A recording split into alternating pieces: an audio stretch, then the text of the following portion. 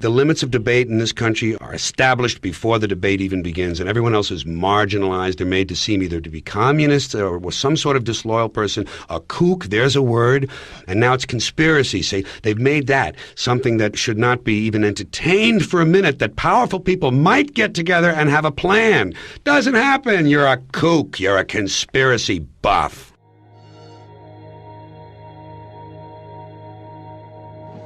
What is at stake is more than one small country. It is a big idea, a new world order. Out of these troubled times, our fifth objective, a new world order, can emerge.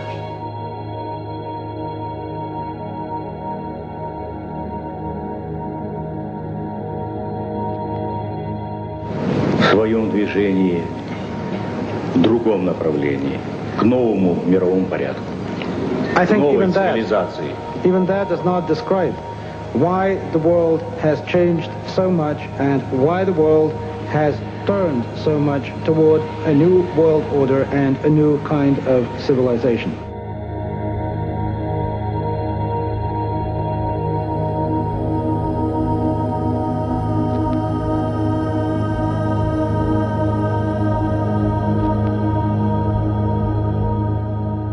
After 1989, President Bush said, and it's a phrase that I often use myself, that we needed a new world order, and instead it looks like we got a lot of disorder.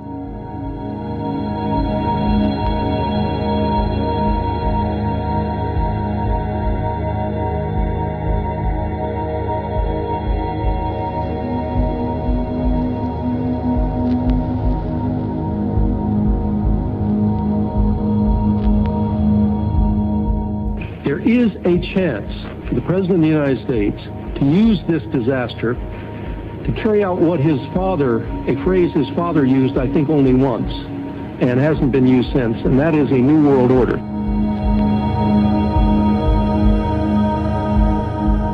This was a stirring address, in my view, shorter than his father's speech when he announced the New World Order.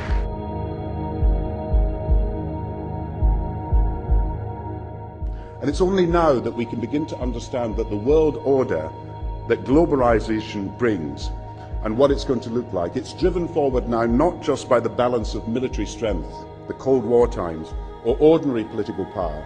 It's being driven forward by a seismic shift in economic power that we see around us. We've got to give them a stake in creating the kind of world order that I think all of us would like to see. Thousands of people gathered to hear Barack Obama deliver key foreign policy speech on his current European tour. The Democratic presidential hopeful laid out his vision for America's place in a new world order, saying he was speaking as a proud citizen of the United States and a fellow citizen of the world.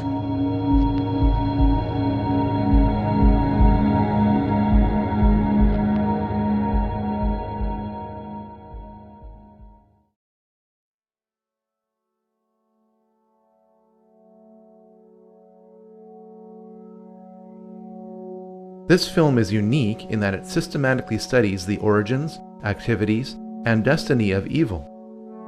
Presentations in this genre make all kinds of predictions about the future, most of which will turn out to be wrong. Instead of dwelling on the future, I'm going to survey the past. The New World Order is like a rope. That rope is made up of cords of political, military, economic, scientific, cultural, and religious power. Each cord of the New World Order rope is composed of people at the outer layers who have no idea what the ultimate goal of those at the center of each cord is. As people work their way to the center of each cord, the ultimate goal of those associated with the New World Order becomes clear. A one-world government, a one-world economy, a one-world military, a one-world society, and a one-world religion, all enforced with absolute control under a single world ruler. This goal is not democratic. In fact, most people will not want this goal to be pursued because it limits their freedom. In spite of popular resistance, this goal is being achieved through secrecy and progressive conditioning to make the public want this goal. There is plenty of evidence that this goal exists. Pat Robertson has written in a book a few years ago that we should have a world government, but only when the Messiah arrives. He wrote, literally, any attempt to achieve world order before that time must be the work of the devil. Well, join me. I'm glad to sit here at the right hand of Satan. The primary driver of the New World Order is religion. After all, people act on what they believe. Financial control is the means by which the New World Order funds its primary tool, which is warfare. We must first understand the tool of warfare before we can grasp the matrix of control being applied to us. Once we understand these systems of control, we can then understand the belief systems of those who are controlling us. All this knowledge is necessary to form strategies of resistance to what you are probably not even aware of. But how did this mindset, control system, and tool of warfare get created?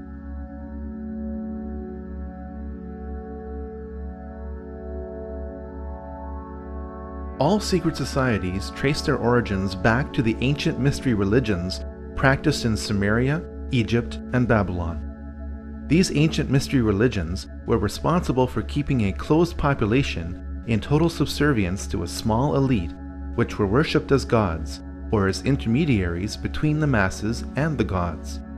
Knowledge is power. If you know when the next solar eclipse is going to occur, and others around you don't, you can demand a lot from a primitive society when you threaten to darken the sun. People with secret knowledge of astronomy are going to try to keep that knowledge to themselves. The moment they share that knowledge, their power over any society is eliminated.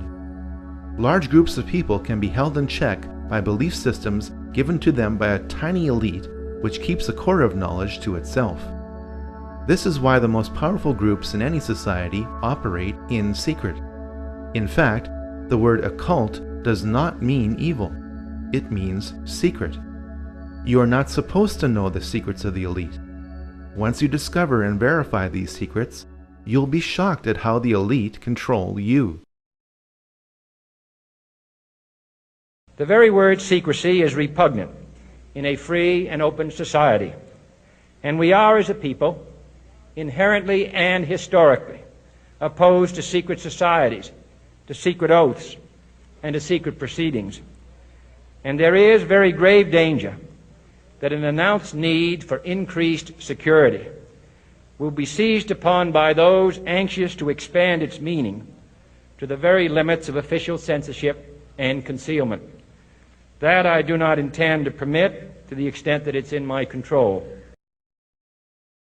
For we are opposed around the world by a monolithic and ruthless conspiracy that relies primarily on covert means for expanding its sphere of influence, on infiltration instead of invasion, on subversion instead of elections, on intimidation instead of free choice, on guerrillas by night instead of armies by day.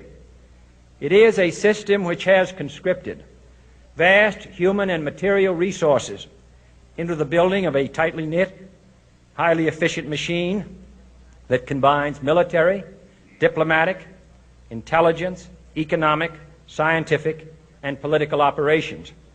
Its preparations are concealed, not published. Its mistakes are buried, not headlined. Its dissenters are silenced, not praised. No expenditure is questioned, no rumor is printed, no secret is revealed. Government at all levels must meet its obligation to provide you with the fullest possible information outside the narrowest limits of national security. And so it is to the printing press, to the recorder of man's deeds, the keeper of his conscience, the courier of his news, that we look for strength and assistance, confident that with your help, man will be what he was born to be, free and independent.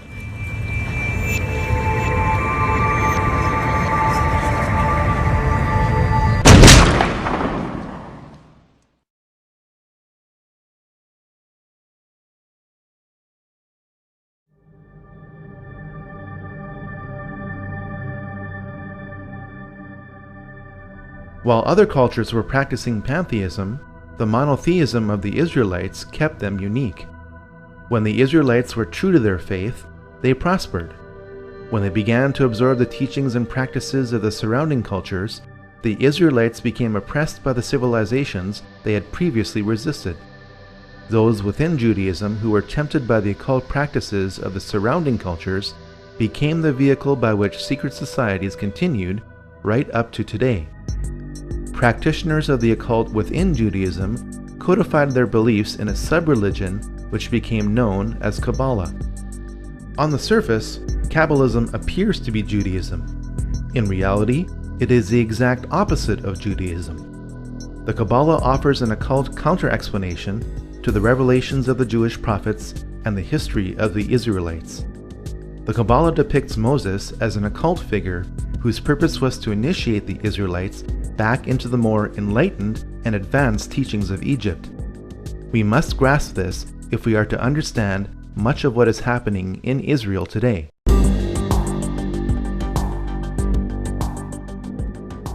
The emergence of Christianity during the height of the Roman era became a problem for the Romans. The more the Roman government tried to suppress Christianity, the more Christianity grew. Please remember that the next time somebody tries to tell you that religion is just a tool of control. Because the Roman government couldn't eliminate Christianity, it eventually decided to merge its belief system with it. The moral decline of the early church can be traced back to the time when Constantine decided to become a Christian for whatever reason. The beliefs of the Babylonians, Egyptians, Greeks, Eastern cultures, and Romans infiltrated much of Christianity as the Roman government merged with Christianity. At the heart of this infiltration was Gnosticism. Gnosticism means salvation through knowledge, while Christianity means salvation through Christ. Gnosticism has always been the primary driver of the New World Order.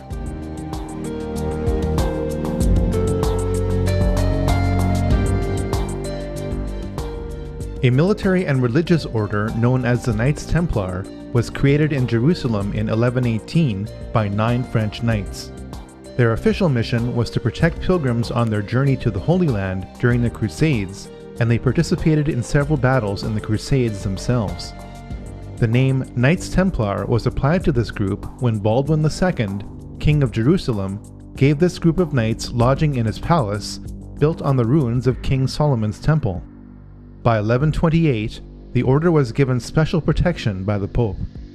As the Crusades wore on, the Knights Templar set up offices in Christian countries to encourage enlistment. The Knights Templar were a tax-exempt organization and received donations from crusading pilgrims in exchange for protection to and from Jerusalem. Because its membership remained dominated by the nobility, the Knights Templar were granted many favors by European rulers. Through gifts of land and money, the Knights Templar became extremely wealthy and powerful. Pope Clement V resisted abolishment of the Knights Templar for years. Finally, after waves of public pressure, most notably from King Philip IV of France, the Pope ordered 54 Templars burned alive in Paris as punishment for conspiracy and Satan worship. The order was destroyed when the Grand Master of the Knights Templar, Jacques de Molay, was burned at the stake on March 18, 1314. Many of the Knights Templar fled to Scotland, Portugal, and to the island of Malta. Some of today's well-connected youth are still initiated into a secret society based on the Knights Templar, known as the Order of de Molay.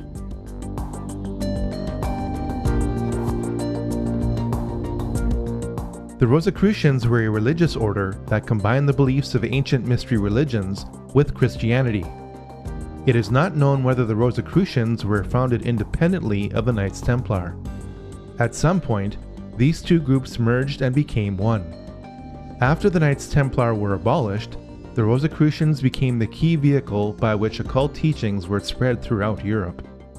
This has also been the case in much of the Jesuit order as it led the Counter-Reformation.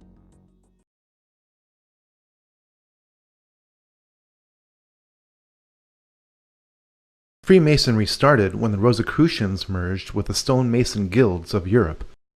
From the 1640s onwards, As the construction of grand cathedrals declined, Masons concentrated less on stonework and more on occult teachings. By 1717, the world's first Grand Lodge of Freemasonry was established in London. Freemasons were initially viewed positively by the public for doing good works, and the number of lodges grew rapidly throughout Europe. The age-old satanic desire for power also grew within Freemasonry. A secret society within a secret society, made up of only the highest levels of Freemasons, fathered a ruthless philosophy that is affecting us to this day. On May 1st, 1776, the Order of the Illuminati was born.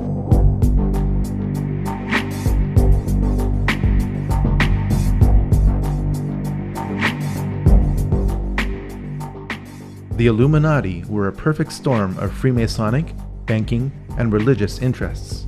If you are truly interested in separating fact from fiction, what remains as fact about the Illuminati from original sources is most disturbing. By reading Robeson's Proof of a Conspiracy, the goals of the Illuminati become clear. Abolition of all monarchical government and patriotism to it. Elimination of private property and inheritance. Destruction of the traditional family. And eradication of all religion. The Illuminati were an extreme sect of Freemasonry. The effects of these institutions cannot be overemphasized. Over 5,000 years of occult history have been focused into Freemasonry and the Illuminati. Around 250 years of occult practices have flowed from them. The modern financial system was created by a family which had connections to the Illuminati. The goals of communism are identical to the goals of the Illuminati. Modern propaganda movements can be traced back to Freemasonry and the Illuminati.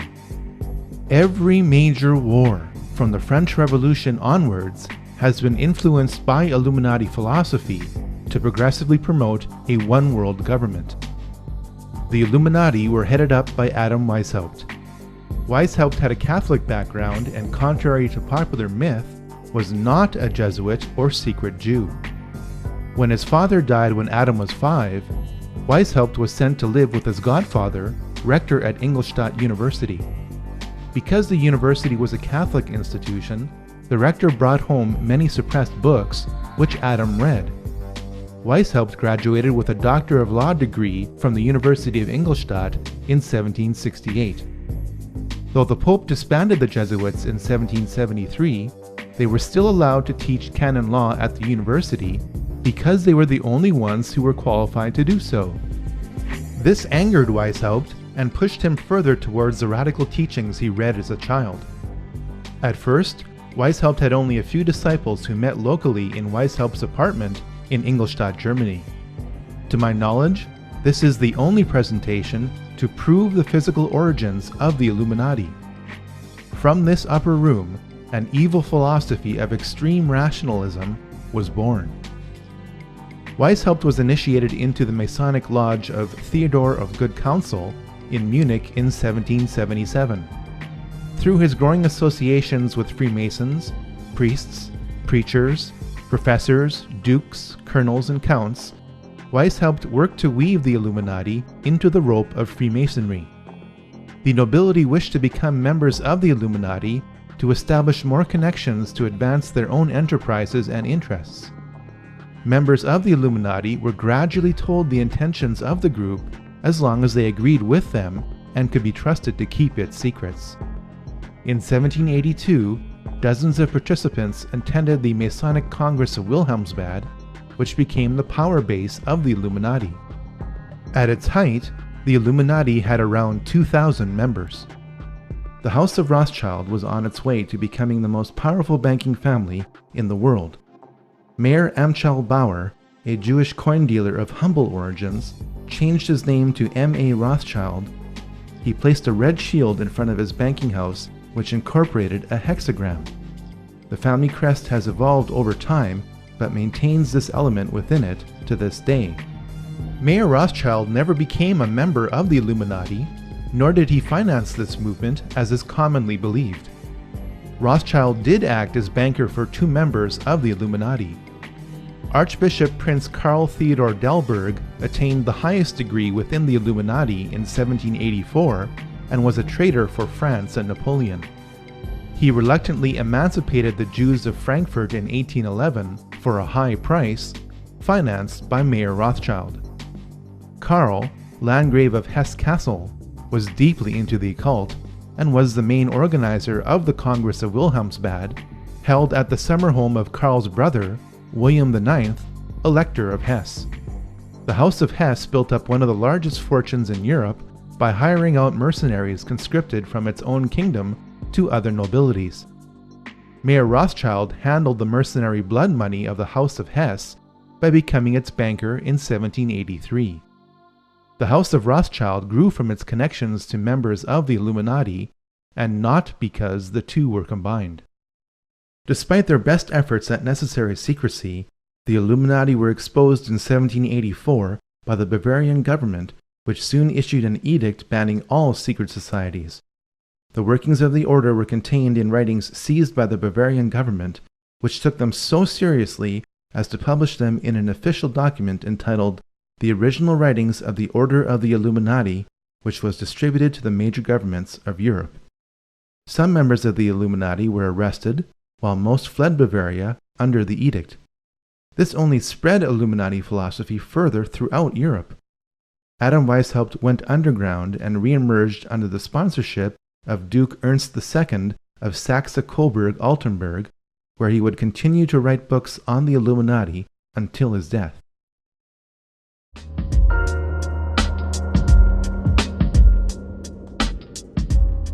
Scattered from Bavaria, the Illuminati quickly re-emerged in France within pre-existing revolutionary groups, the largest of which was the Jacobin Club.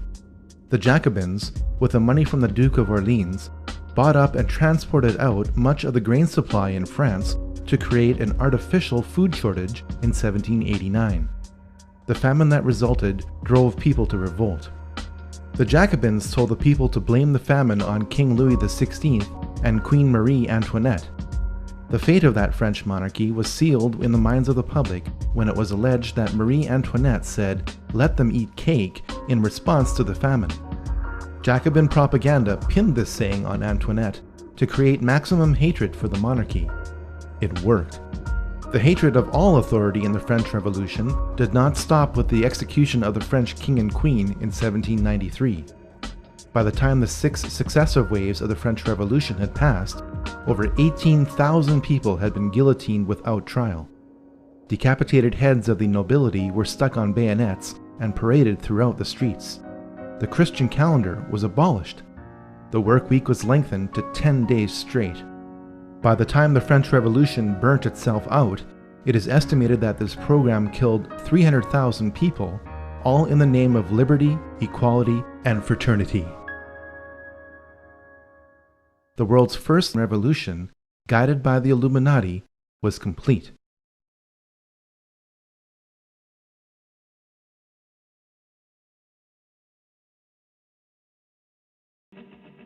Though Mayer Amschel Rothschild died in Frankfurt in 1812, his empire grew through his family.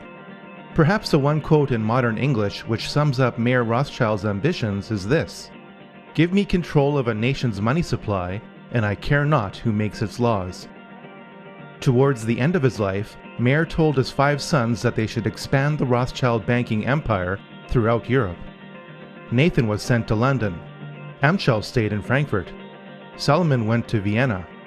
Karl traveled to Naples. James stayed in Paris. The establishment of the 5 centers of the Rothschild banking family is symbolized by the 5 arrows in the Rothschild family crest. The alliance between the Rothschilds and Illuminized Freemasonry continued with this new generation. Freemasonry was a common element with Adam Weishaupt, 3 of the 5 Rothschild brothers, and Napoleon Bonaparte. Napoleon was initiated into Freemasonry in June 1798. Napoleon was part of the Inner Masonic Club, but his imperialist ambitions could not be contained. Keep in mind that Napoleon appointed himself as King of France in December 1804. Napoleon enjoyed immense success as Emperor of France, yet his policies contained a fatal flaw. Napoleon's Banque de France which would provide interest-free loans to the people of France, was a direct threat to the Rothschild banking empire. The Rothschilds decided to defeat Napoleon's army, not through military conquest, but by financial dominance. Napoleon needed so much money to finance his war that he agreed to sell all French territory in America through the Louisiana Purchase of 1804. Nathan Rothschild in England took Prince William's money transferred to Amschel Rothschild in Germany and used it to fund British forces. Jacob Rothschild in France was one of several banks helping to fund Napoleon's army. This means that the Rothschilds were busy funding both sides of the War of 1812. The modern financial system, started by the Rothschilds, has been funding both sides of every major war for 200 years. While the Battle of Waterloo was a defeat for Napoleon, it also was a guarantee of financial domination for the Rothschilds. Because the Rothschilds had a network of banking couriers throughout Europe, they were the only merchants allowed to pass through the English and French blockades. One of these couriers crossed the English Channel with the news that Wellington had won the war a full 24 hours before Wellington's own courier. Nathan Rothschild knew that he was armed with this critical information before anyone else was. He ordered his workers to start selling holdings of British war bonds. Other traders observed this maneuver and started selling their bonds in a panic. The bonds became worthless as everyone thought that Rothschild's action meant that Napoleon had won the war. Nathan Rothschild then instructed his traders to buy all the British bonds they could get. When London heard the news that England won the war against Napoleon, British bonds gained a level of value even higher than before the war began. The ownership of such a vast sum of high-value bonds meant that the Rothschilds literally owned the Bank of England. On top of all this, there were the profits to be made from loans to Europe to repair the damage done by Napoleon. From the Battle of Waterloo onwards, the interests of the British Crown and the Rothschilds were so intertwined that the Rothschilds were given titles of nobility. Eventually, through intermarriage, the Rothschilds became royalty.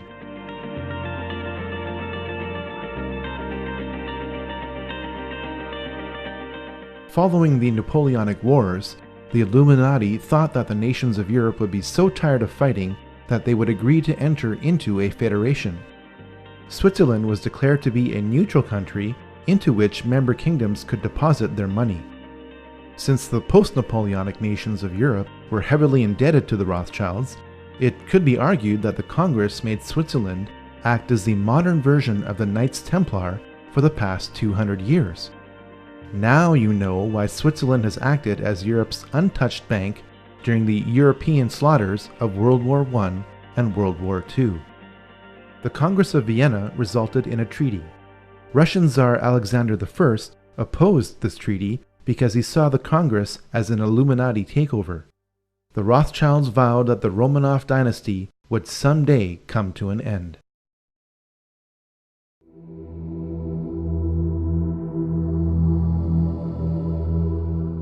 Columbus did not discover anything. The Vikings arrived in North America 500 years before Columbus did. Manly P. Hall, the most prolific Masonic author of all time, wrote a compact book in 1944 entitled The Secret Destiny of America. It confirms that the Old World knew about the New World for thousands of years. Columbus sailed to the West because his family and those who paid for his expedition were steeped in Rosicrucianism and wished to lay the foundation of a new world order. One only has to look at the cipher used in his signature for proof of this claim. Much of the occult knowledge of the Knights Templar is carved in stone in Scotland's Rosslyn Chapel. The carvings that line the inner frame above this window are of maize or of Indian corn that grew only in the New World. How could this be if the construction of the Rosslyn Chapel began in 1446 or 46 years before Columbus sailed to the West?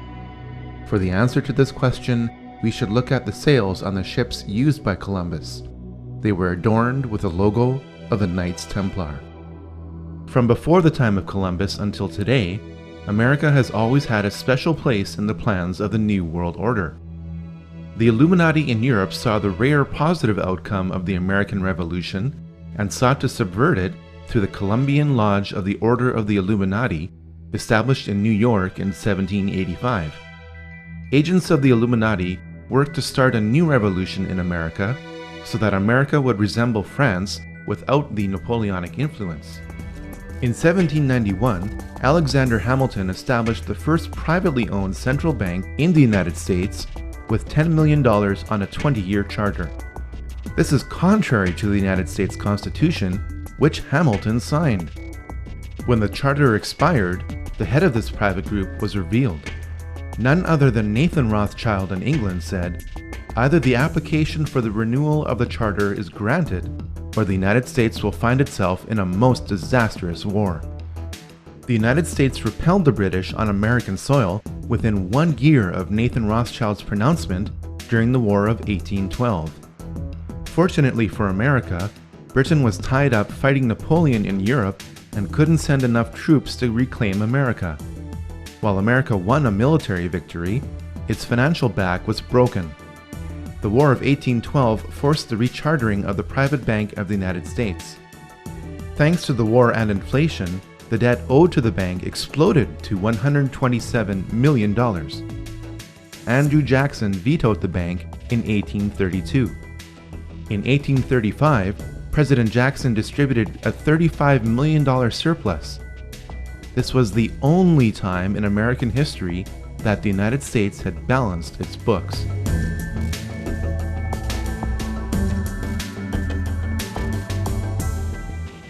The Rothschilds had their sights set on reclaiming America. A divide and conquer strategy would be used by creating a conflict between the North and the South. The North was to be a British colony annexed to Canada under the control of Lionel Rothschild. The South was to be a French colony given to Napoleon III of France under the control of James Rothschild. Lincoln's main problem shifted from slavery, which he outlawed, to how he was going to pay for the defense of America against the international bankers who were destroying it. Lincoln came up with a brilliant solution called the greenback. The government would print its own interest-free currency that would later be redeemable in gold. The bankers wouldn't stand for this. On April 14, 1865, 5 days after the South surrendered, Lincoln was shot by John Wilkes Booth. Booth was a member of the Knights of the Golden Circle.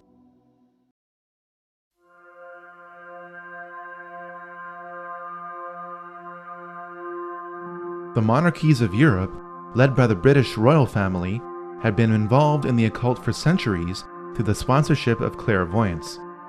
The British royal family is deeply Masonic. The Queen's cousin, the Duke of Kent, is British Freemasonry's Grand Master. There is even a Freemasonic lodge in Buckingham Palace. Though the current Queen says that she is not amused at this, she and her predecessors were often Masonic. It is a fact that much of the European nobility goes back to various houses, especially in England and France, which link the lines of the kings of England and the kings of Jerusalem. Fiction occurs when this link is used to create a mythology which states that the British people, led by their monarch, are one of the lost tribes of Israel. British Israel Freemasons also believe that since America was descendant from Britain, Americans who are of British Masonic descent are also one of the lost tribes of Israel. On the back of the US $1 bill, there exists a Star of David, hidden in plain sight. The British royal family is more German than it is English. Queen Victoria was married to Prince Albert of Saxe-Coburg and Gotha. Under pressure from anti-German sentiment created during World War I, King George V changed his family name to Windsor.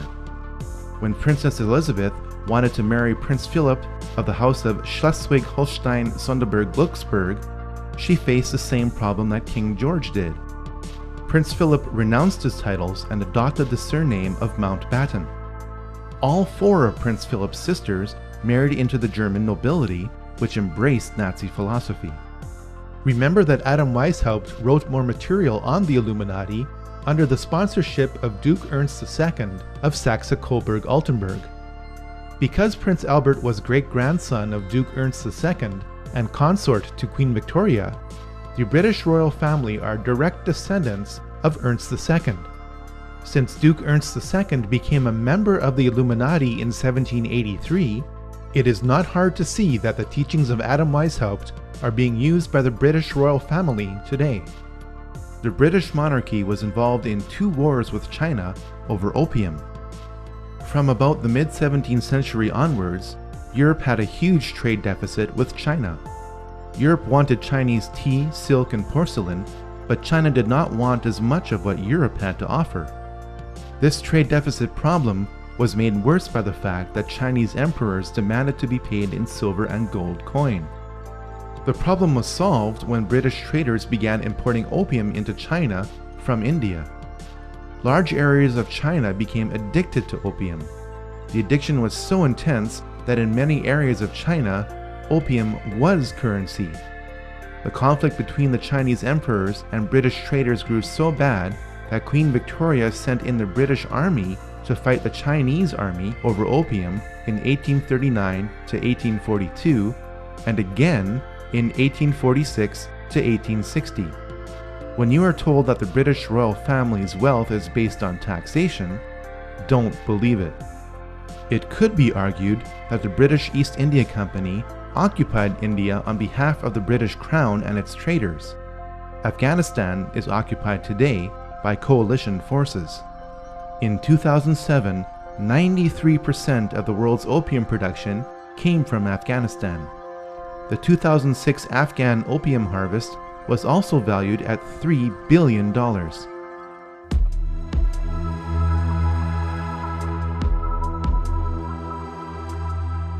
The Round Table groups are the most influential and interconnected secret societies in the Western world.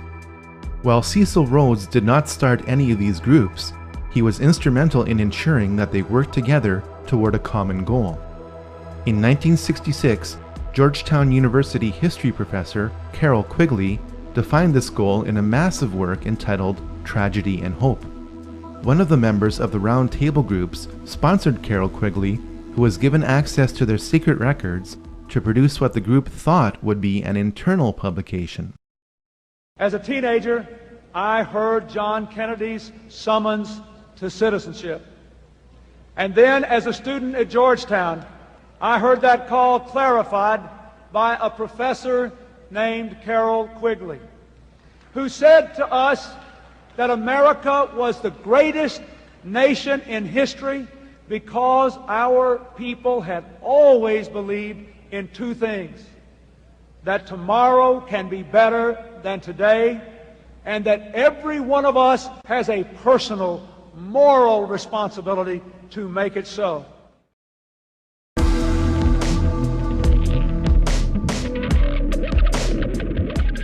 Soon after Adam Weishaupt died, Italian patriot Giuseppe Mazzini was appointed to be the head of the Illuminati in 1834.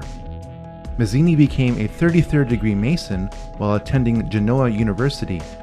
The most important thing about Mazzini is that he formalized the Mafia. The name Mafia is an acronym which stands for Mazzini Autofizia Furti, Incendi, and Avvelenamenti, or Mazzini authorizes thefts, fires, and poisonings. With the wave of Italian immigration to America starting in the 1890s, the practices of the Mafia merged with the Illuminati of America.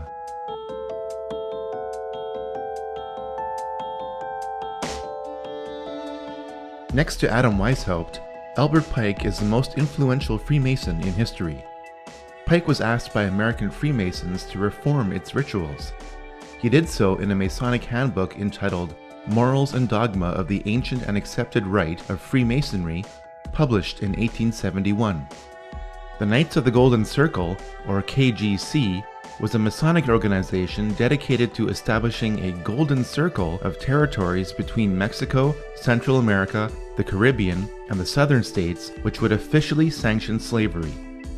Albert Pike was associated with the KGC and created several spin-off groups from it, including the Ku Klux Klan. While he was Sovereign Grand Commander of the Scottish Rite of Freemasonry, Albert Pike created his own office of Chief Justice of the KKK. This is also borne out at the location of his statue, which is in Judiciary Square in Washington, D.C. Albert Pike is responsible for inflaming racial tensions that were the official cause of the U.S. Civil War. Now you can understand how the American Civil War was really about who would control the money supply of the United States, and that slavery was a secondary issue in this conflict.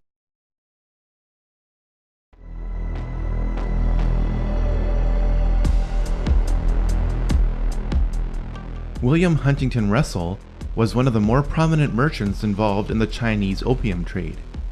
Born in America, Russell did what most wealthy businessmen did during the Industrial Revolution: protect his assets from taxation by establishing a tax-free foundation.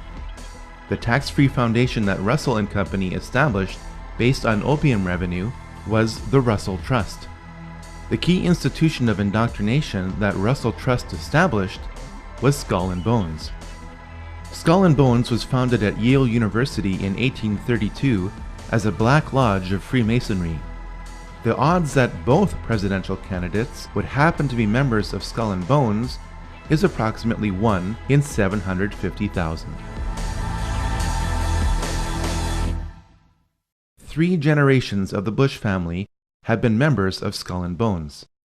George W. Bush, his father George H.W. Bush, and his father before him, Prescott Bush, were all members of this occult secret society.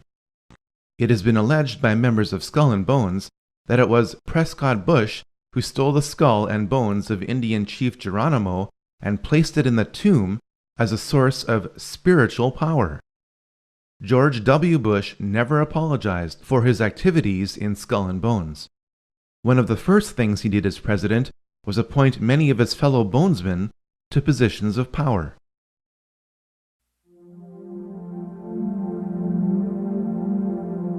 Georg Hegel was a German philosopher who came up with a basic system for achieving the goals of the Illuminati called the Hegelian dialectic. This system is based on 3 steps. In step 1, a rogue government will create the problem that harms or even kills its own citizens. This deception is known as a false flag attack. In step 2, a rogue government will control the reaction to the problem which it created by typically blaming it on an enemy or some aspect of its own society over which it seeks more control. This is why the term false flag attack is so named. In step 3, a rogue government will offer the solution to the problem which it created. This solution is typically a war or a system of regulations. The solution would usually not be accepted by the public had the rogue government not created the crisis and controlled the reaction to it in the first place. A government which seeks increasing control can keep pushing society to accept its agenda by following a series of problems, reactions, and solutions which it planned all along. The significance of the Hegelian dialectic is not how evil it is, but rather how often governments choose to follow it. There has not been a major war in the 20th and 21st centuries that does not follow the Hegelian dialectic.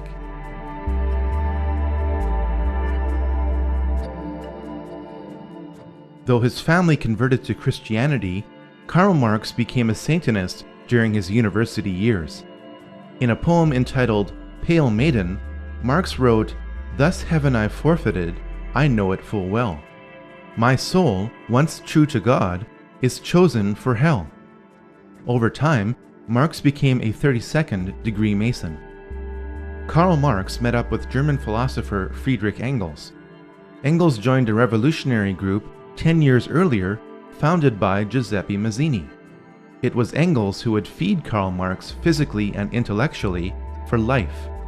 Marx published the Communist Manifesto in 1848 based on a draft from Engels. The manifesto was commissioned by the Communist League in London, whose history can be traced back to the Jacobin Club and the Illuminati. The foundations of communism are identical to the goals of the Illuminati. Karl Marx was always looking for money. He found it when Nathan Rothschild gave Marx several £1,000s to finance the cause of socialism through the Hegelian dialectic. Marx wrote Das Kapital in 1867, which became known as the Bible of the working class. While his Bible called for the working class to rise up and overthrow the financial bourgeoisie, Marx evidently did not practice what he preached. In an 1864 letter to his uncle, Marx announced that he made £400 on the stock exchange. Nikolai Lenin picked up where Karl Marx left off. Lenin admired Mikhail Bakunin, who wrote, "The evil one is the satanic revolt against divine authority. Satan, the eternal rebel, the first free thinker, and the emancipator of worlds." While attending university, Lenin became a Mason.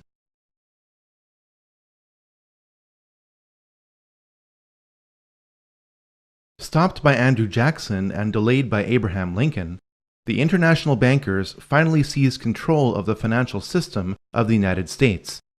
On December 23, 1913, the Federal Reserve Act passed through Congress when most congressmen were home for Christmas. President Wilson promised to sign the Federal Reserve Act in exchange for campaign contributions. This unconstitutional act allowed a private group of international bankers to print pieces of paper as money which would be loaned out to the government at interest. Leading directly or indirectly through their agents, the most prominent members of this group were J.P. Morgan, J.D. Rockefeller, Jacob Schiff, and Max and Paul Warburg. Every member of this group was connected in different ways to the Rothschilds. The international bankers wasted little time in doing what they do best: finance wars.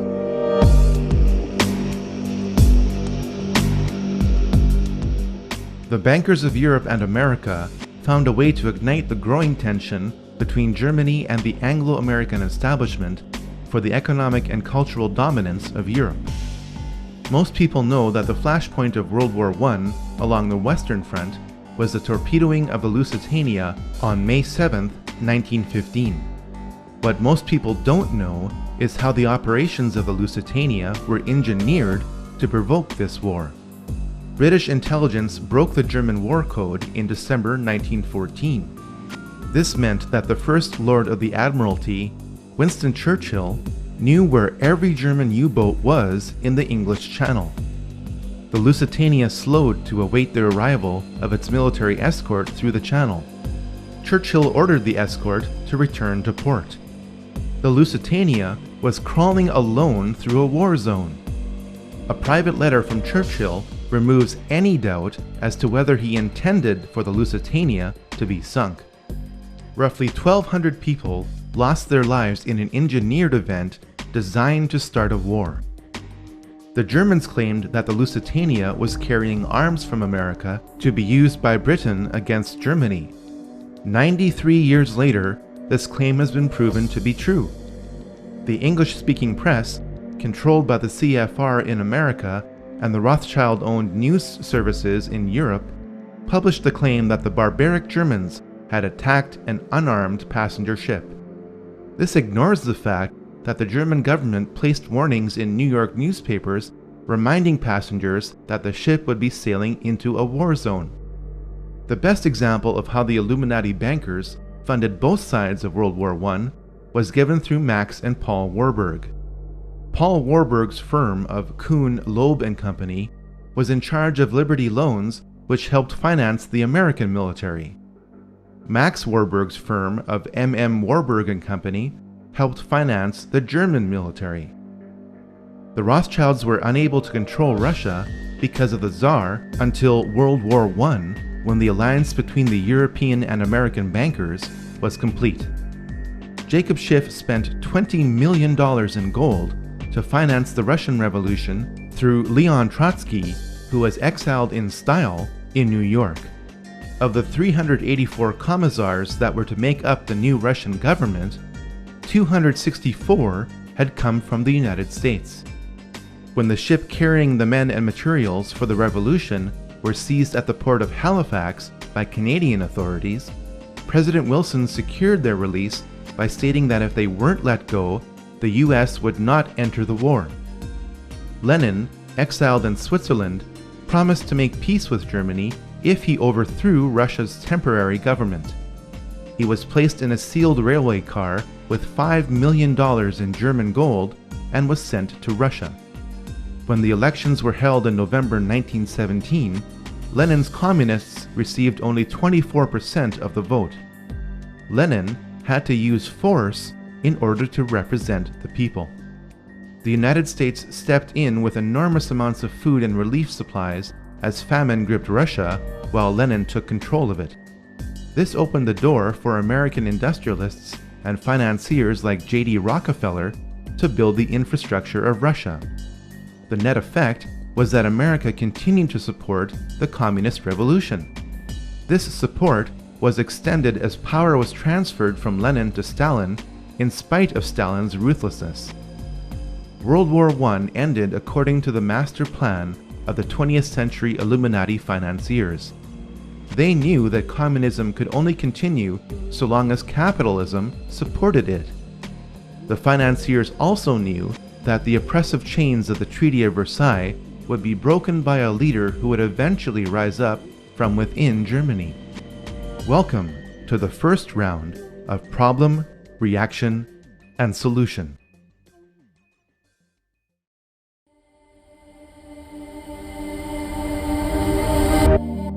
As the Industrial Revolution progressed, several captains of industry emerged in America. Andrew Carnegie made his fortune in steel production. Henry Ford excelled at making cars.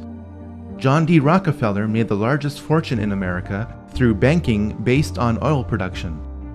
Many have speculated that the CFR is an acronym based on Carnegie, Ford, and Rockefeller.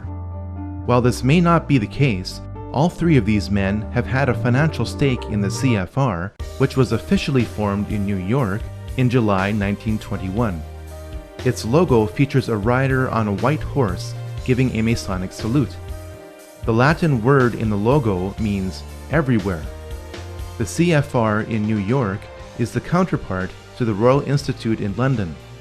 Both groups are members of the Round Table groups.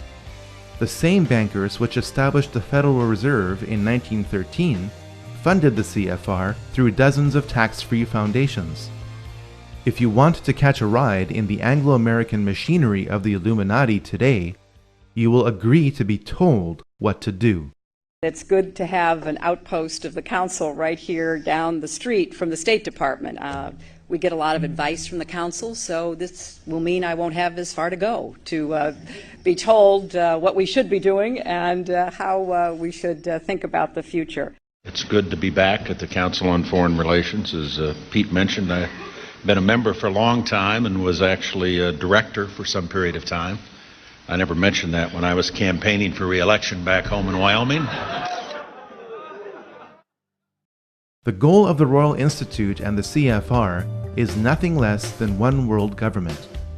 In 1950, CFR member James Warburg testified before the Senate Foreign Relations Committee and said, "We shall have world government whether or not you like it, by conquest or consent."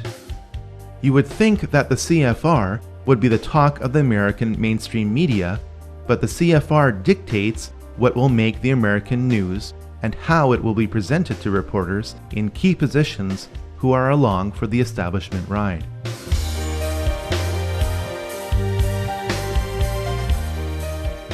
Following World War I, the League of Nations was the first popular attempt at creating a world government.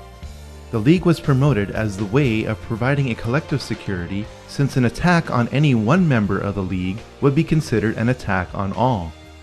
The League failed as an organization, but acted as a successful stepping stone for the globalists. The League of Nations allowed the international bankers like J.D. Rockefeller to give more loans to more nations, provided the international bankers controlled the banking system of that nation. When the Bank for International Settlements was established in 1930, the Illuminati financiers gained more control of the world's money supply. This was all the more reason to start World War II.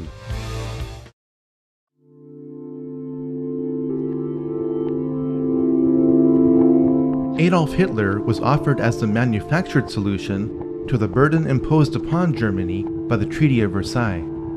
The event Hitler created to take control of Germany was engineered through a false flag attack.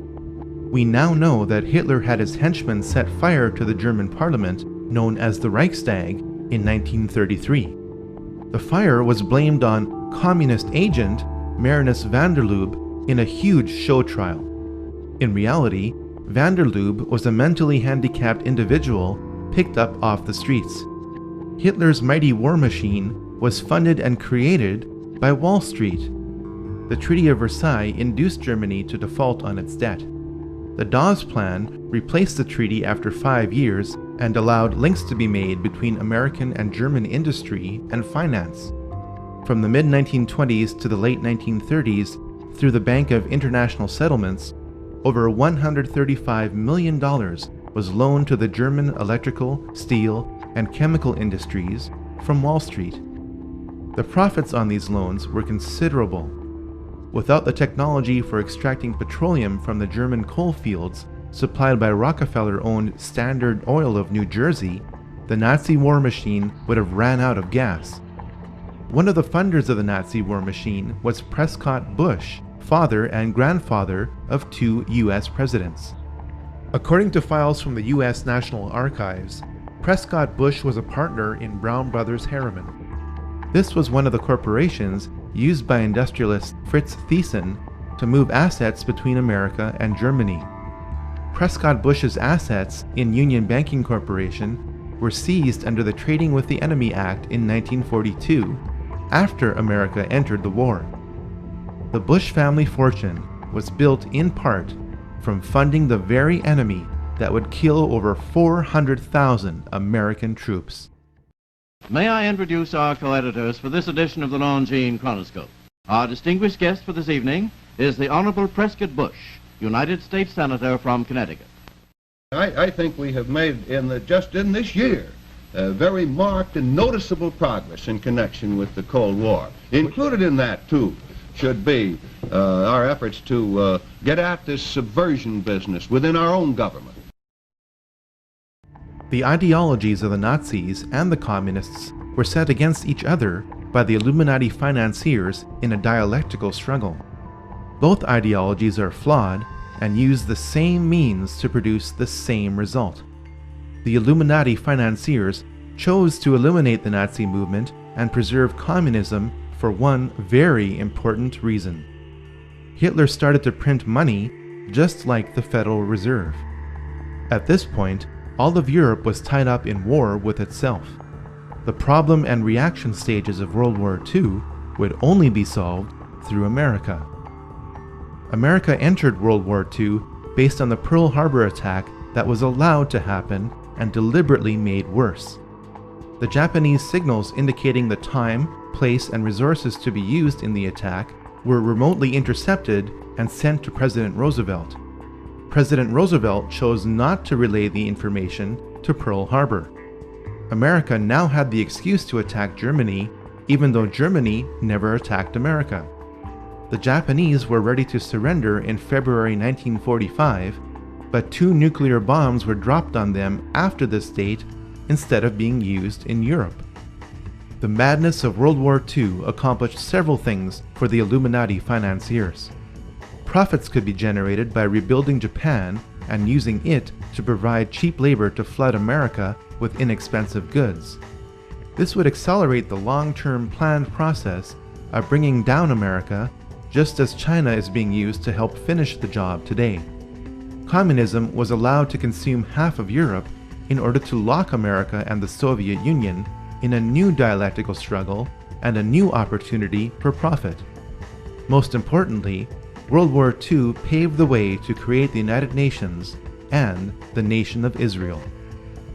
It must be noted that the top 4 players of World War II had ties to the occult. Hitler was deeply involved in the black arts. He joined a group focused on esoteric teachings called the Thule Society. This is where the logo for the Nazi Party came from. The occult foundation of Nazi philosophy was laid by Dietrich Eckart, not by Adolf Hitler.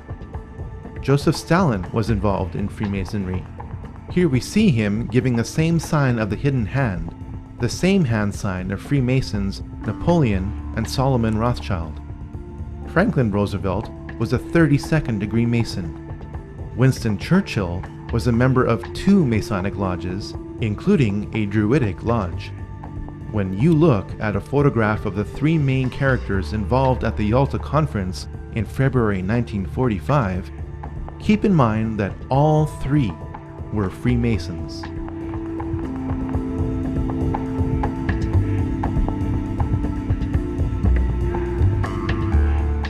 The United Nations was the second prearranged attempt at world government, offered as the solution to future conflicts like World War II. To help prevent the pivotal United States from backing out of the United Nations, as it did with the League of Nations, the UN was to be located on American soil with land graciously donated by John D. Rockefeller Jr. Through its domination of the American media, the CFR conditioned the United States to accept the increasing role of the UN in the drive for world government.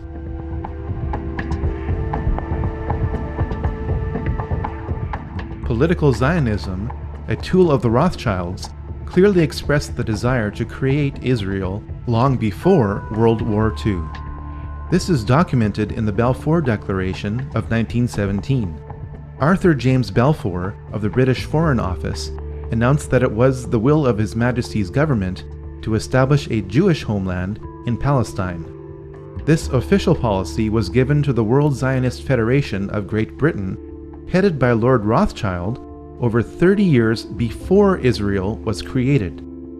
James Balfour, a willing tool of the British Freemasonic crown, was awarded many Masonic royal titles for this and other services rendered. Political Zionism used and magnified the anti-Semitism of the Nazi movement to create Israel.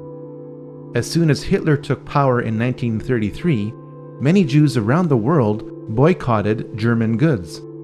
The political Zionists in Palestine negotiated a secret deal with the devil. In return for the transfer of 60,000 Jews and $100 million to Palestine, political Zionists would halt the worldwide Jewish-led anti-Nazi boycott that threatened to topple the Hitler regime in its first year. Over 40 million Chinese died in a 25-year period under the dictatorship of Mao Zedong, yet all you probably know is the phrase 6 million Jews. The Holocaust of the Jews has been ground into the public consciousness by the political Zionists who used its horror to justify their goal. Theodor Herzl's dream was realized when the flag he proposed, based on the Rothschild hexagram, flew over Israel in May 1948.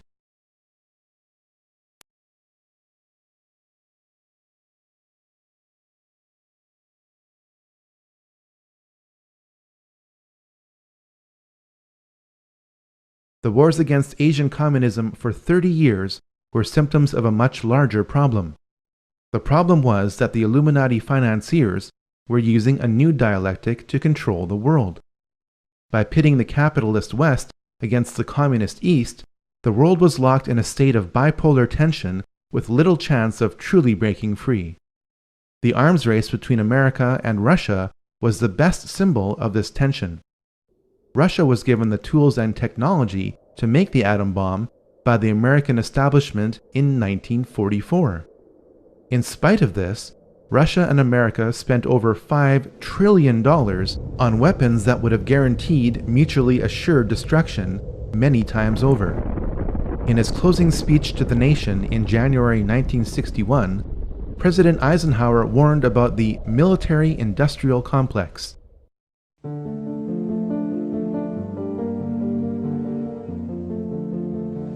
Until the latest of our world conflicts, the United States had no armaments industry. American makers of plowshares could, with time and as required, make swords as well. But we can no longer risk emergency improvisation of national defense. We have been compelled to create a permanent armaments industry of vast proportions. Added to this, 3.5 million men and women are directly engaged in the defense establishment. Now, this conjunction of an immense military establishment and a large arms industry is new in the American experience. The total influence, economic, political, even spiritual, is felt in every city, every state house, every office of the federal government. We recognize the imperative need for this development, yet we must not fail to comprehend its grave implications. Our toil, resources, and livelihood are all involved. So is the very structure of our society.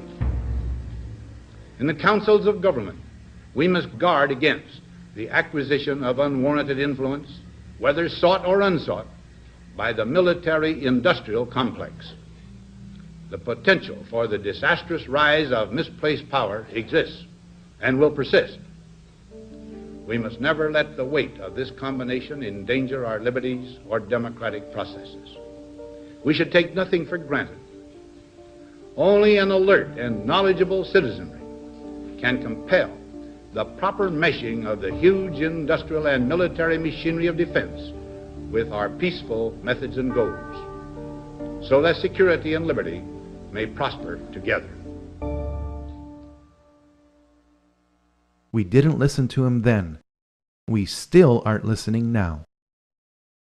The Illuminati financiers planned for the failure of communism. Communism as a system is guaranteed to fail without support. It failed in 1989 through the symbology of the fall of the Berlin Wall. China was busy by this time producing goods for the capitalist West. In 50 years, the planet went from a multipolar world to a bipolar world to a monopolar world. In the meantime, 3 more secret societies emerged to help manage the planet without your awareness or consent. The time to encourage another war would soon be around the corner.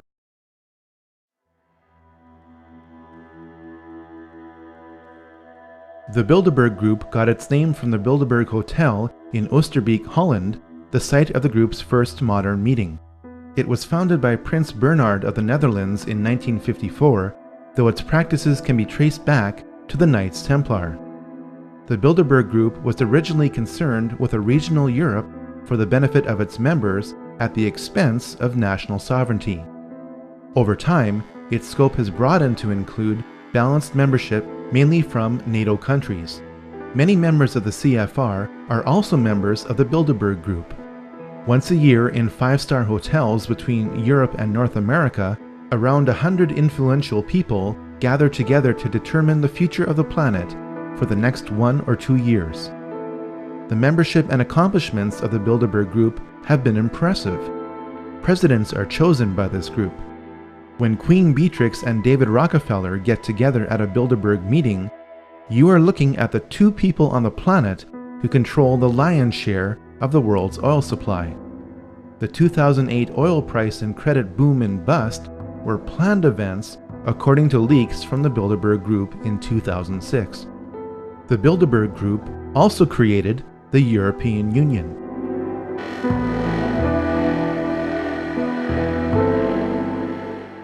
The Club of Rome promotes peace and prosperity, but does so in a way that advances world government at the expense of national sovereignty. It was founded in April 1968 by Aurelio Pecci, a prominent Italian industrialist. Affiliations with the Club of Rome have included members of the Rockefeller family and the CFR. Of all the globalist organizations we have encountered so far, the Club of Rome is the group which is the most heavily involved in the New Age movement, regardless of its size. This group specializes in promoting neo-feudalism to justify social and economic control.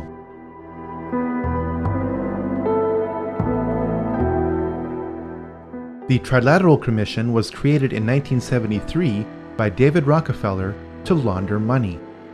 As more congressmen and informed citizens became aware of the CFR and the Federal Reserve during the 1950s and 60s, global planners realized that they had to be more covert. Their American and European money would have to be sent to Japanese industrialists and Arab oil magnates who would use it to buy up Western businesses and real estate. With this system in place, economic woes in the West resulting from the globalists' control could then be blamed on the Japanese and Arabs. Arab leaders who couldn't agree on anything for centuries suddenly came together to create the OPEC oil embargo of 1973. High gas prices made the Americans flock to Japanese cars. This system of Western, Eastern, and Middle Eastern trade promoted global interdependence and made lots of money.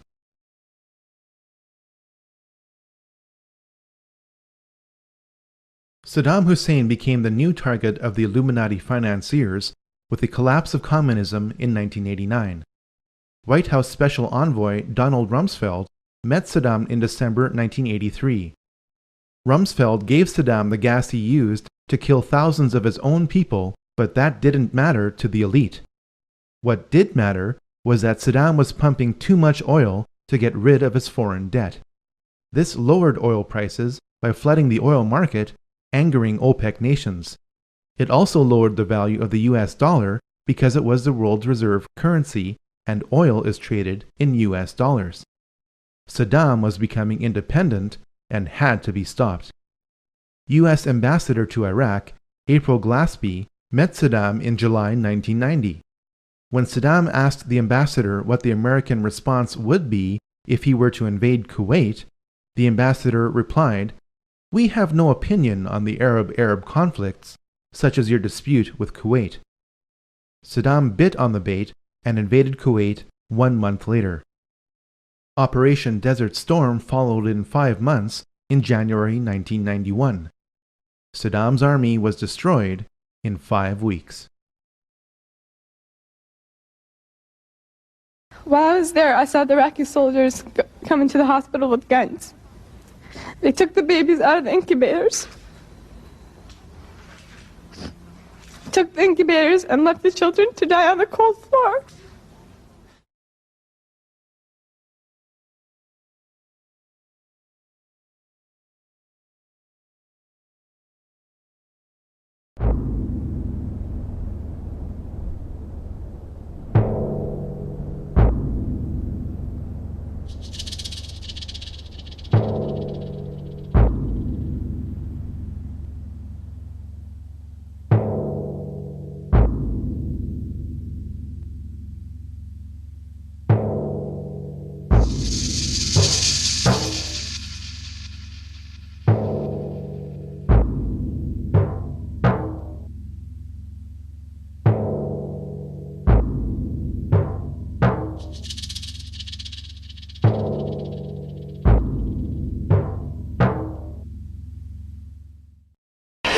We are now led to understand that there are also firings in another city in Saudi Arabia. CNN's Carl Rochelle is here with me, just came up. Carl, I know we can't be very specific given these restrictions, but within those parameters, what did you see? Well, what I saw, I didn't see anything hit. I looked almost straight above us. There is a vapor trail coming from my right to my left, and there's a cloud of something. It looks like it might have been an explosion, a cloud. I'd say...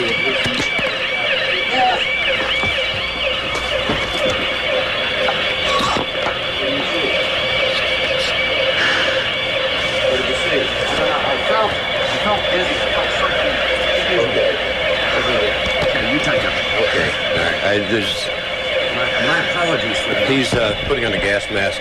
There hasn't been any gas dropped here that we could tell. You smell anything? No. You may smell some of the fumes from a missile exhaust going off.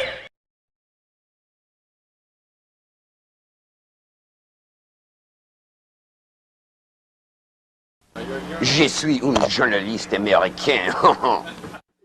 Oh, I love this country so much. You guys just don't have a clue. This is a Scud.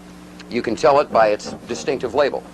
Now, when the missile is launched, the first thing you look for is the plume sticking out behind it. Now, when you detect this, you can tell it's been launched. Thank you.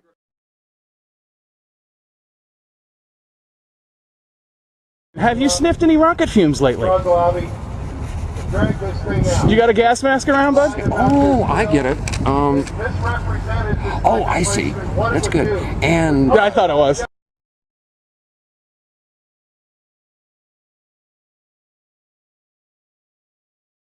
They took the babies out of the incubators,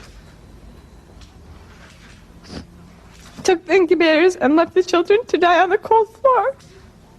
And they had kids in incubators, and they were thrown out of the incubators so that Kuwait could be systematically dismantled. It's a proud day for America, and by God, we've kicked Vietnam syndrome once and for all. Thank you very, very much. Saddam's baited invasion meant that the nation of Iraq and its rich oil reserves could be held indefinitely as ransom by the globalists from 1991 onwards. But this was not enough for the elite. George Herbert Walker Bush, member of Bohemian Grove and Skull and Bones, whose father helped finance the Nazis, signaled the intention of the Illuminati. His New World Order speech to Congress was given on September 11th, 1990, exactly 11 years before another staged event. The crisis in the Persian Gulf, as grave as it is, also offers a rare opportunity to move toward an historic period of cooperation. Out of these troubled times, our fifth objective, a new world order, can emerge.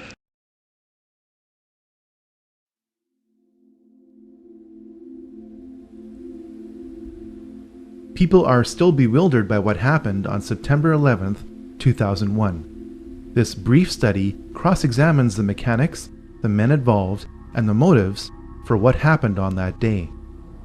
Most people assume that Flight 93 was crashed by its passengers after they overtook the terrorists who controlled it. After all, it left a scar in the earth.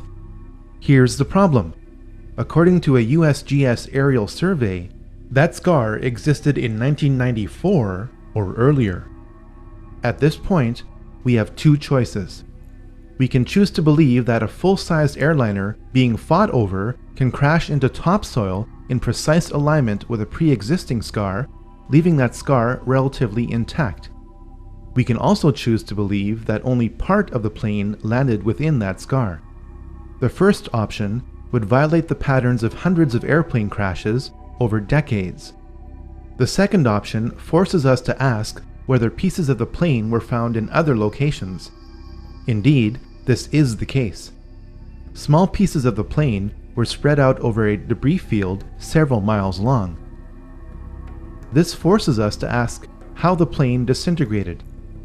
According to retired Colonel Don DeGrand-Pré, it was shot down by a member of the Air Force. We have since learned the probable name of the pilot who eliminated Flight 93.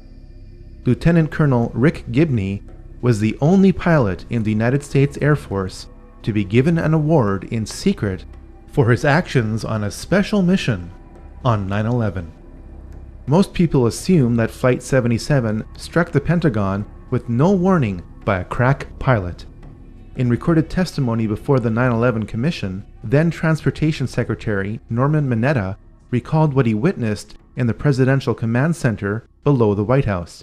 During the time that the airplane coming in to the Pentagon, there was a young man who would come in and say to the Vice President, the plane is 50 miles out, the plane is 30 miles out.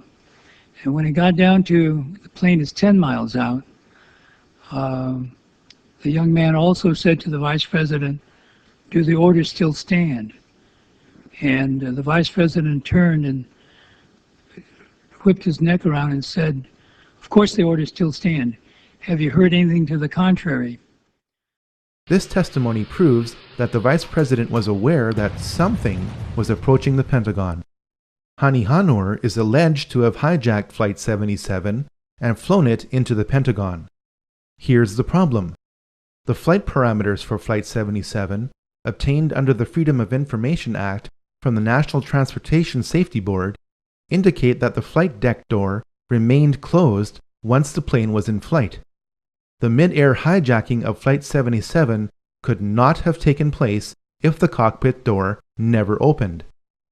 One of the popular myths of 9/11 is that the Twin Towers were towering infernos. If that's true, then people wouldn't have been told to return to work in the South Tower. In the neighboring South Tower, people are also evacuating, but an announcement over the PA system tells workers their building is secure and they can return to their desks, an announcement that will soon have tragic consequences. If the towers were towering infernos, then the Battalion 7 chief would have never been able to make it to the 78th floor and say, Hey, Ladder 415, we got twins. I saw in the pockets of fire. We should be able to knock it down with 2 lines. Where you know that? 78th floor, number 1045, call 1. If the tower fires were melting steel columns, then Edna Sintron wouldn't have been able to wave from the plane impact zone with her light pants not even singed.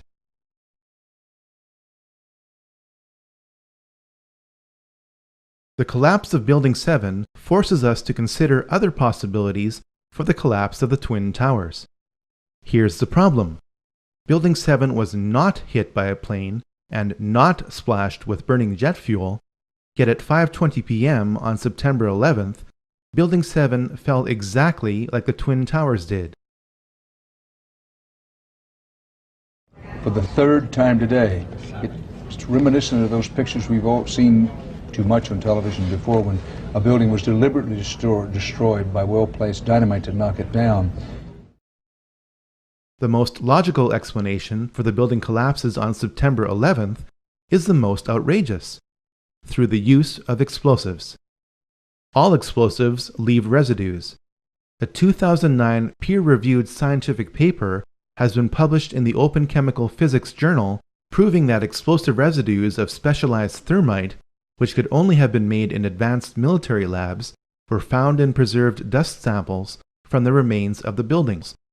Jet fuel is premium-grade kerosene which cannot melt steel. Thermite is a mixture of iron oxide and aluminum. When ignited, it burns at over 2,500 degrees Celsius to instantly liquefy steel.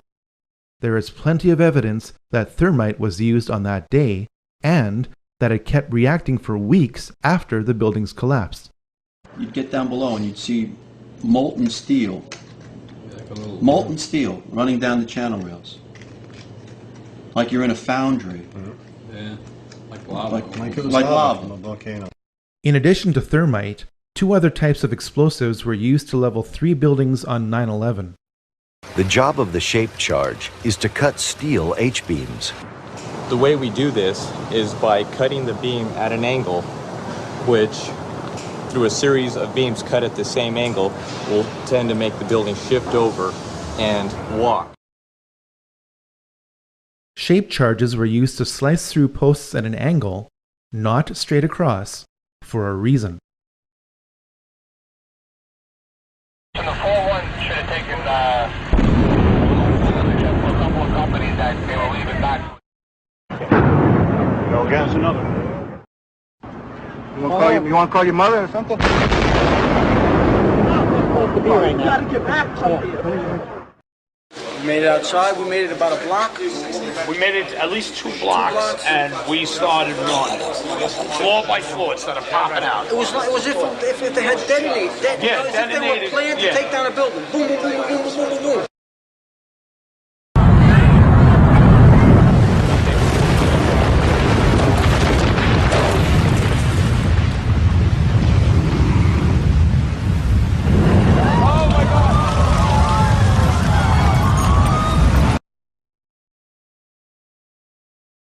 Based on the evidence, the final roll sequences after pre-weakening with thermite and shape charges was most likely done with nuclear explosives. Don't think of Hiroshima.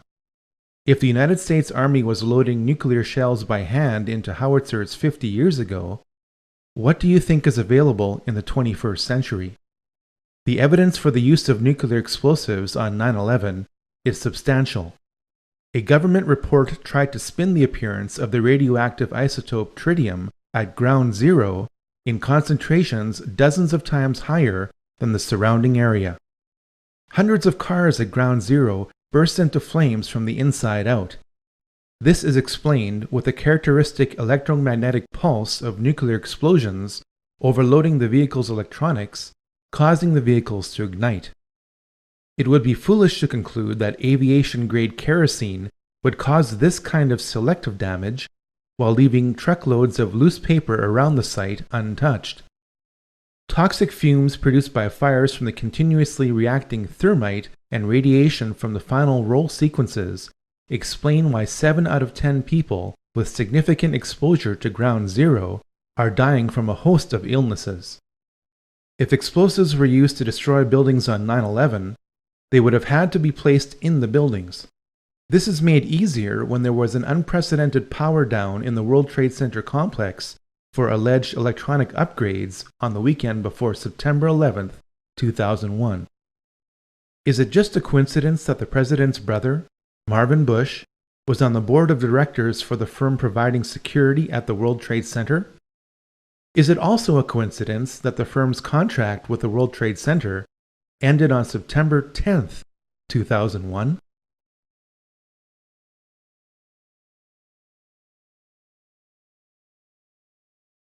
The so-called terrorists who attacked America without warning were trained and lived at U.S. military bases.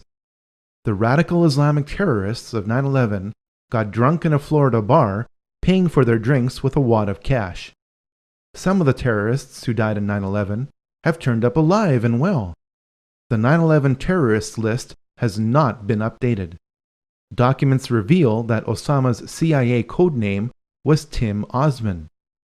This leads us back to Zbigniew Brzezinski because he created the Mujahideen in the late 1970s, which were later renamed Al-Qaeda.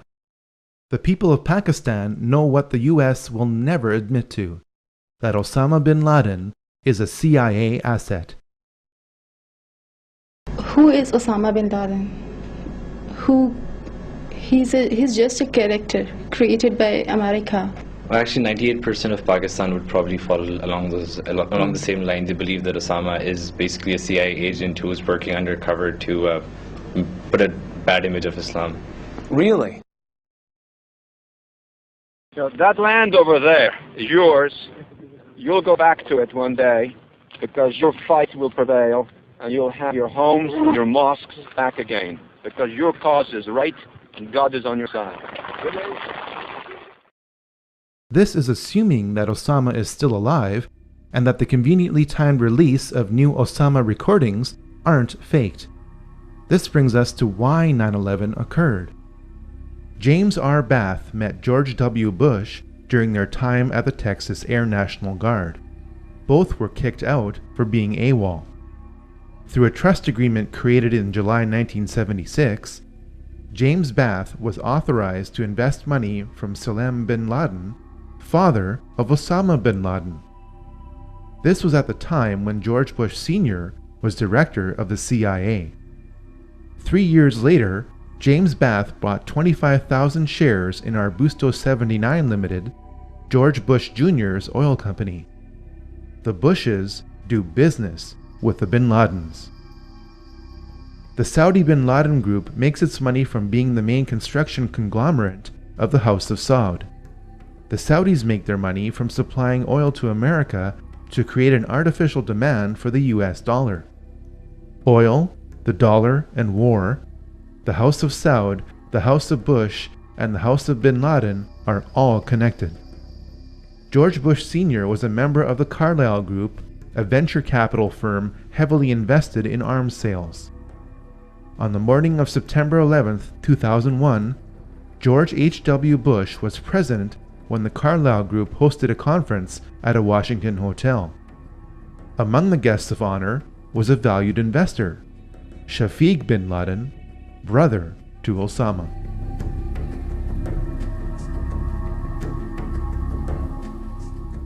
Operation Northwoods is the name of a top-secret report produced in 1962 by the highest-ranking military officer in the United States.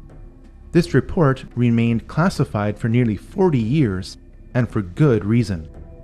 It suggested that the United States military should attack America under a system of pretexts. The attack would then be blamed on Cuba as an excuse to invade Cuba. The details of this report are staggering.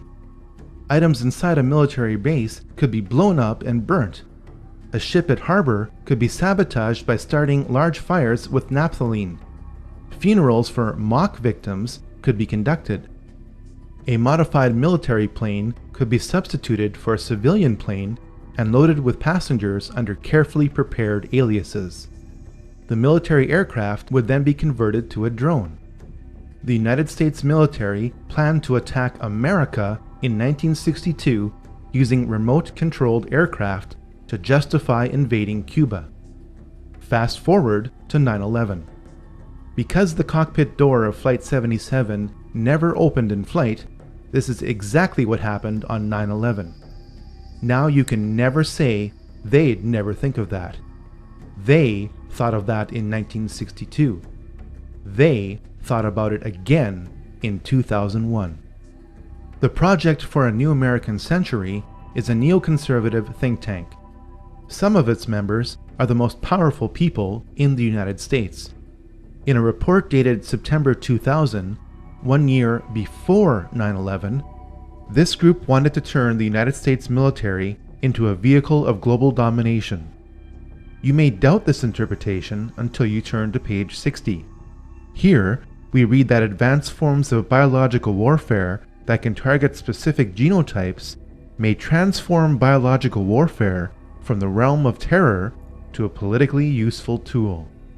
This report noted that this transformation would trouble American allies and would take a long time, absent a catastrophic and catalyzing event like a new Pearl Harbor. The goal of the war on terror is to make loads of money and to accelerate the next great dialectical war. Insurgents keep being captured, but some of them turn out to be MI5 agents. Over 160,000 soldiers and 180,000 civilians and mercenaries are being used to fight 100 Al-Qaeda soldiers. Members of Al-Qaeda are being trained at US military bases. Opium is flowing from Afghanistan. The lies are so thick that bricks of cash are being given out to soldiers to keep them quiet. The Illuminati do not want peace. They want more wars. I met Rockefeller through a female attorney I knew, and I met him and I liked him, and he was a very, very smart man.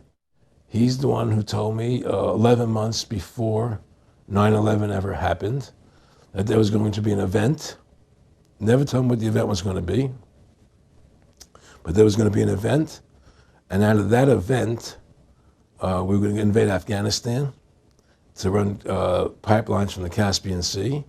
We were going to invade Iraq, to take over the oil fields, establish a base in the Middle East, and make it all part of the New World Order.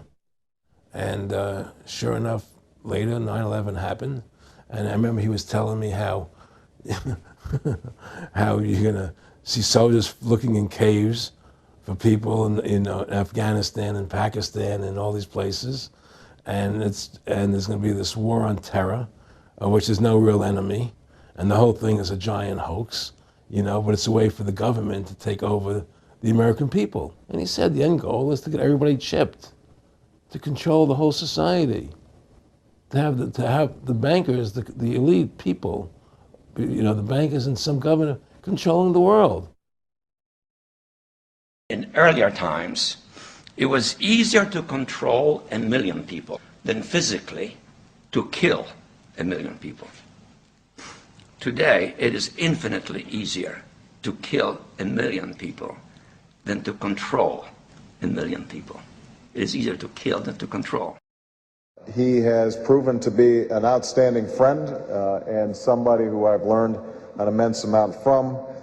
And for him to support me in this campaign and then be willing to come out here to Iowa is a testimony to his generosity. So if everybody could please give Dr. Brzezinski another round of applause.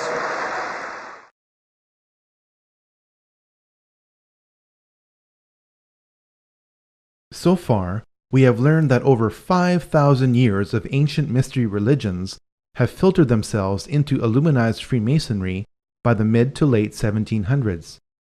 We have learned that every major war since the French Revolution has been manipulated through the Hegelian dialectic to provide more control to the Illuminati. We have also learned that Israel was an Illuminati creation. But where are we going from here?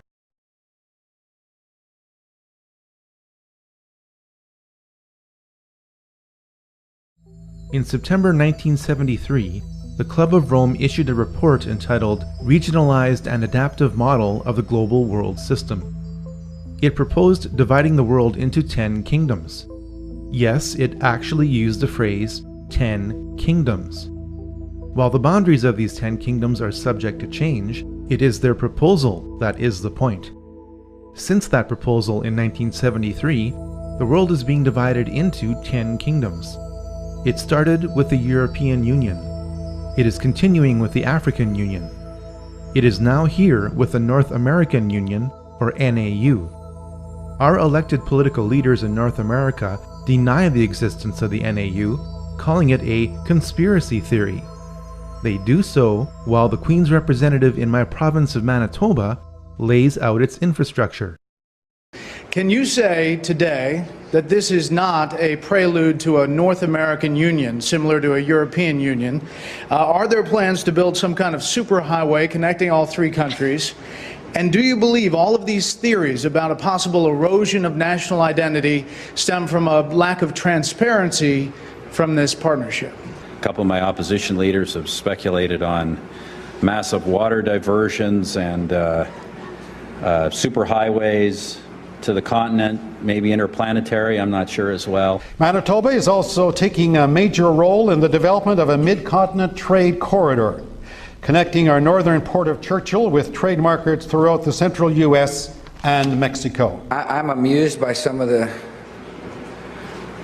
speculation, some of the old, you call them political scare tactics. If you've been in politics as long as I have, you get used to that kind of technique where you lay out a conspiracy and then force people to try to prove it doesn't exist. That's just the way some people operate.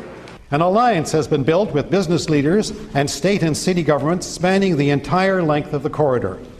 When fully developed, the trade route will incorporate an inland port in Winnipeg with pre-clearance for international shipping. I'm amused by the difference between what actually takes place in the meetings and what some were trying to say takes place. It's quite comical, actually, when you realize the difference between reality and what some people are talking on TV about. And we cannot be effective at major economic matters any longer unless we work with our other economic partners around the world and work with them closely and intimately. That is essential. I know some people don't like it. It's a loss of national sovereignty, but it is a simple reality.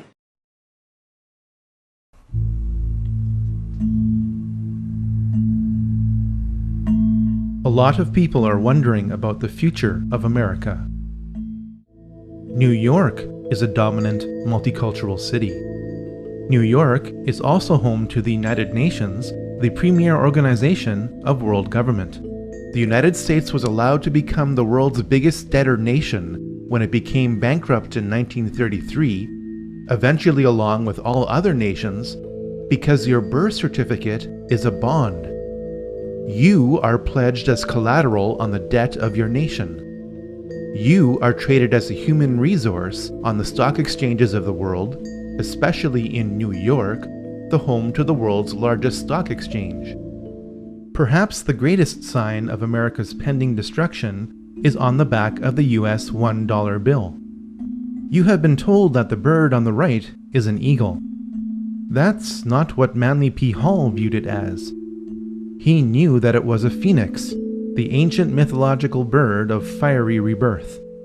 The phoenix is used to describe how old systems of power are deliberately destroyed to produce new systems of power.